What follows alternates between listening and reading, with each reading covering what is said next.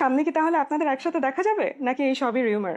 আহ, আচ্ছা মানে যখন যেটা ঘটে যায় তখন। তাণ্ডব সিনেমা রিলিজের পর থেকে আফরান নিশো এবং শাকিব খানকে অনেক ধরনের প্রবলেম ফেস করতে হয়েছে এবং সাংবাদিকরা তাদের কাছে অনেক ধরনের খারাপ প্রশ্ন জিজ্ঞেস করেছে এবং তারা সেটা থেকে বের হতে পেরেছে। আজকের একটা ইন্টারভিউতে আফরান নিশোকে সাংবাদিকরা জিজ্ঞেস করেন তাণ্ডব সিনেমার পরে সামনে আর কোন কোন মুভিগুলোতে তারা একসঙ্গে কাজ করতে পারে।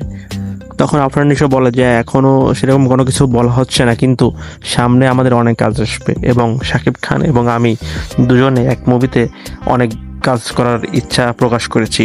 ডিরেক্টর রায়হান রাফি তাদের এই কাজের দায়িত্ব নেবেন। আরও জানা হচ্ছে যে রায়হান রাফি বলতে চাচ্ছেন যে মেগাস্টার শাকিব খান এবং আফরান নিশোকে নিয়ে সামনে অনেক বড় বড় প্রজেক্ট করবেন।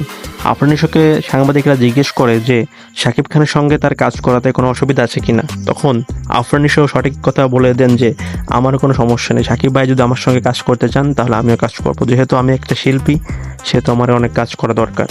এখানে কোনো কন্ট্রোভার্সির কোনো কিছুই নেই। এখন শাকিব খান এবং আফরান নিশো সামনের অনেক প্রজেক্টে কাজ করবে, সেটা তো ক্লিয়ারই হয়ে গেল। আপনাদের এ বিষয়ে কী মতামত অবশ্যই কমেন্টে জানাবেন। ধন্যবাদ।